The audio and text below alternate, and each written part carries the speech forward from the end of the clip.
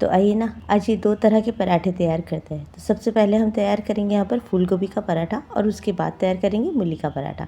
जो फूल गोभी का पराठा तैयार करेंगे उसके लिए यहाँ पर मैंने बड़ी वाली फूल गोभी ले ली थी और उसे इस तरह से डंठल जो है उसे हटा दिया था। उसी के साथ जो फूल थे उसके जो एक एक फूल था उसको अलग कर लिया था और साथ ही साथ जो डंठल थे उसके ऊपर का जो हरा वाला पार्ट है ना वो मैंने रख लिया था, क्योंकि ये पत्तेदार जो सब्जियां होती है वो बहुत ही ज़्यादा टेस्टी लगती है। इसके अंदर के ये जो पत्ते और उसी के साथ ये जो सॉफ्ट वाले छोटे छोटे डंठल होते हैं वो मैंने रख लिए थे। वो बिल्कुल भी फेंकने नहीं है, वो सॉफ्ट भी होते हैं, उसी के साथ जो है वो अच्छे से पक भी जाते हैं हमारे सब्जी के अंदर और टेस्टी भी बहुत लगते हैं।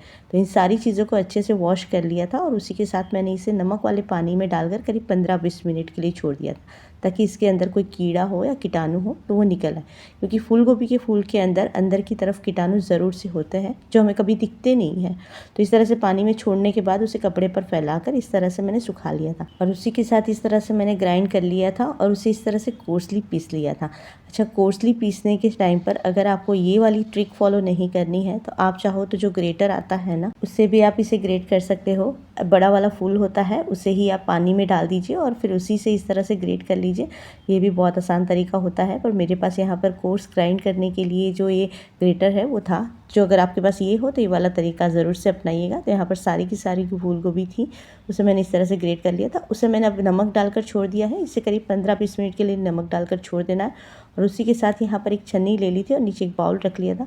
उसी के साथ एक कपड़ा डाल दिया था और कपड़े के अंदर अब हम इसे रख के इस तरह से निचोड़ लेंगे ताकि इसके अंदर जो एक्स्ट्रा वाटर है वो निकल जाए, जो ये एक्स्ट्रा पानी होता है जिसकी वजह से हमारे पराठे जो हैं वो बहुत ही ज़्यादा ड्राई बनेंगे और फटेंगे टूटेंगे नहीं। उसी के साथ जो हमारा मसाला है वो बहुत ही अच्छा तैयार होगा, क्योंकि ये फूल गोभी के मसाले को हम गैस के ऊपर तैयार नहीं कर रहे, इसलिए पानी उड़ने का तो कोई सवाल ही नहीं होता है। तो हो सके तो इस तरह से पानी निकाल लीजिए। अच्छा, उसी के साथ जब हम पराठा तैयार करेंगे तो उसके लिए मैंने यहाँ पर एक आटा तैयार कर लिया था, डो तैयार कर लिया था, जिसके लिए मैंने गेहूं का आटा ही लिया हुआ था और हल्का सा इसके अंदर सिर्फ नमक डाला है, ऑयल वगैरह नहीं डाला है। इसे नॉर्मल जो हम रोटी का आटा गूँथते वैसा ही आटा गूँथ लिया था।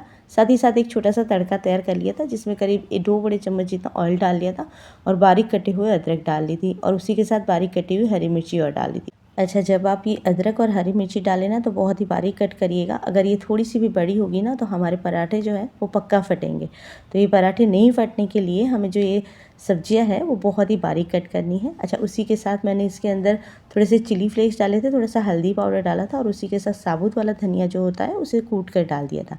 साथ ही साथ जो हमारा मसाला था वो बहुत ही अच्छे से ड्राई हो गया था। तो यहाँ पर फूल गोभी का जो मसाला है वो ले लिया था और उसी के ऊपर ये तड़का और डाल दिया था। ये सारी चीज़ों को बहुत ही अच्छे से मिक्स कर लेंगे, पर उसी के साथ उसके अंदर थोड़े मसाले और डाल लेंगे, जिसमें सीखे हुए जीरे का पाउडर, थोड़ा सा धनिया पाउडर और साथ ही साथ करीब आधा नींबू और निचोड़ लिया था मैंने। अच्छा, आपको नींबू नहीं निचोड़ना है तो आपके पास एक और रास्ता है, आप इसके अंदर थोड़ा सा अमचूर पाउडर और डाल दीजिए, बहुत ही ज़्यादा टेस्टी लगता है। पर नींबू से इसका जो कलर है वो बहुत ज़्यादा ब्राइट आता है, मैंने इसी वजह से नींबू डाला है। अच्छा, जैसे ही सारे मसाले मिक्स हो जाए इस तरह से इसके छोटे छोटे बॉल तैयार कर लीजिए। बॉल जो है वो इस तरह से चपटे से तैयार कीजिएगा, फूले हुए नहीं करना है, ताकि हम जब इसे रोटी के बीच में रखेंगे, जब फिलिंग करेंगे हम इसकी, तो हमारे जो पराठे हैं वो बेलते टाइम फटेंगे नहीं। अच्छा, उसी के साथ यहाँ पर आटा जो है वो उसे रखे हुए करीब 15-20 मिनट हो गई थी, तो उसके अंदर से एक छोटा सा बॉल तैयार कर लिया और इस तरह से उसकी एक रोटी सी बेल ली थी। रोटी जब मैंने बेली तो ज़्यादा मोटी नहीं बेली थी, काफ़ी पतली रखी थी और उसी के साथ फूल गोभी के मसाले से जो बॉल तैयार किया था वो चपटा तैयार किया हुआ था, मैंने आपको बताया, इसी वजह से हमारा जो पराठा है वो फटेगा नहीं। तो उसे भी रख लिया था और उसे इस तरह से हल्का हल्का सा प्रेस कर लिया, ऊपर से थोड़ा सा सूखा आटा और लगा लिया और इसे हल्के हल्के हाथों से बेल लेना है। बेलते टाइम आप ध्यान रखिएगा, इसे ज़्यादा उल्टा ही पलटाइएगा मत, एक ही तरफ से रखिएगा, ताकि हमारा पराठा जो है प्रॉपरली बिलेगा भी और उसी के साथ फटेगा भी नहीं।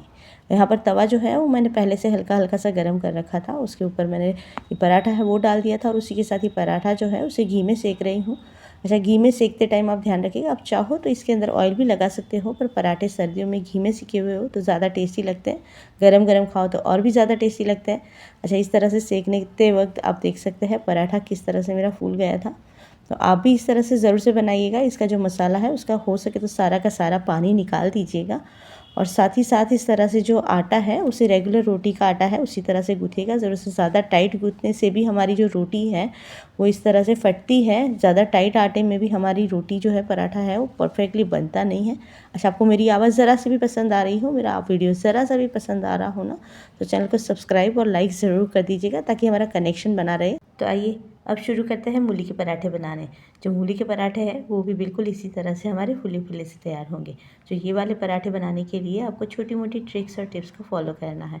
बस इसी तरह से हम करेंगे ना फॉलो, तो हमारे पराठे जो है वो बिल्कुल ही फूले फूले बनेंगे, फटेंगे भी नहीं और स्वादिष्ट भी बहुत ज़्यादा बनेंगे। अच्छा, मूली के पराठे जो भी नहीं खाता है ना वो भी खाना शुरू कर देगा। तो आइए, सबसे पहले मूली जो है उसके पत्ते जो है इस तरह से निकाल लेंगे, उसी के साथ आगे पीछे वाला हिस्सा भी निकाल लेंगे। साथ ही साथ मूली के ऊपर के इस तरह से छिलके भी निकाल लेंगे। जब मूली के इस तरह से छिलके निकाल लेते हैं ना तो मूली काफ़ी सॉफ्ट हो जाती है, क्योंकि उसके ऊपर वाला जो छिलका है वो जल्दी से गलता नहीं है।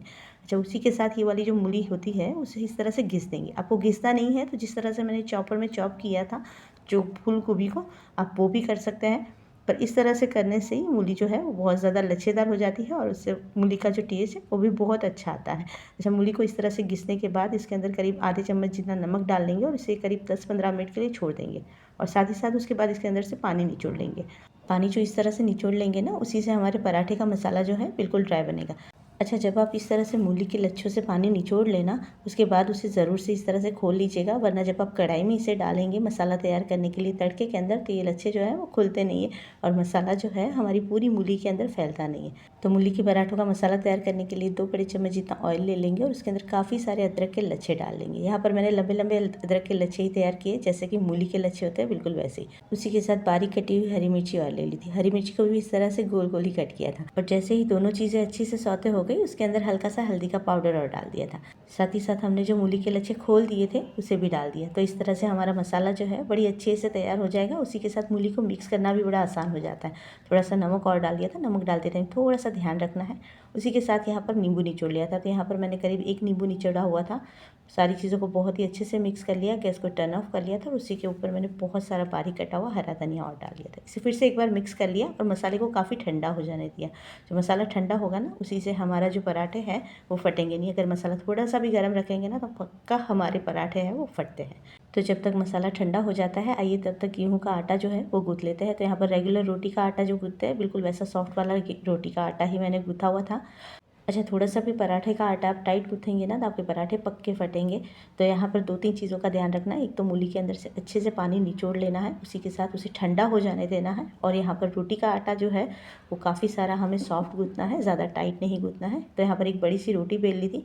अच्छा, उसी के साथ जो मूली के मसाले का आप बॉल रखेंगे ना तो ध्यान रखिएगा उसे चपटा करके रखिएगा, एक बॉल की तरह उसे मत रखिएगा। उससे होता क्या है कि हमारे पराठे जो है जैसे ही बेलने जाते हैं वो फटना शुरू हो जाते हैं। तो यहाँ पर इसे हल्का हल्का सा हाथ से भी हो सके तो प्रेस कर लीजिएगा और उसे इस तरह से एक ही साइड पर घुमाइएगा। साथ ही साथ हाथ थोड़ा सा हल्का रखिएगा, ज़्यादा ज़ोर से नहीं प्रेस कीजिएगा। तो इस तरह से तैयार करने से हमारे पराठे जो है बहुत ही ज़्यादा टेस्टी बनते हैं, फूले फूले बनते हैं और सबकी नज़रों में रहते हैं। बस एक चीज़ का ध्यान रखिएगा, अगर पराठे इस तरह से बनाएंगे ना तो आपको हर बार बनाने पड़ेंगे, सबकी डिमांड भी पूरी करनी पड़ेगी।